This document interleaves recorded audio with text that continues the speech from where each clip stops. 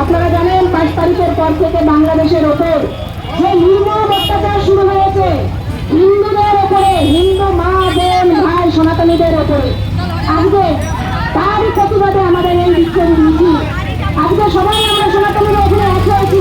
আপনারা দেখেছেন বাংলাদেশে যেভাবে আমাদের চিন্ময় কৃষ্ণ প্রভুর ওপর তাকে অ্যারেস্ট করা হয়েছে, সাধু সন্তদের অ্যারেস্ট করা হয়েছে, তার অপরাধ কি ছিল? একটাই অপরাধ, বাংলাদেশের মাটিতে কোনো হিন্দু বলতে পারবে না আমি হিন্দু, বলতে পারবে না আমি সনাতনী, বলতে পারবে না আমি সনাতনী, বলতে পারবে না আমি শিবির প্রবর্তন, বরং তারা তুলসীর মালা নিতে পারবে না।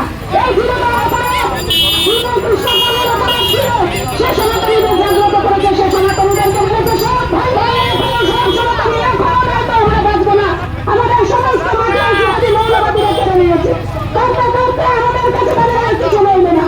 আজও আমরা যদি বাংলাদেশ ছেড়ে চলে আসি, আমাদের কাছে রইল কিন্তু সবার আগে সেজন্য আমাদের ধর্ম রক্ষা করতে হবে, দেশ রক্ষা করতে হবে।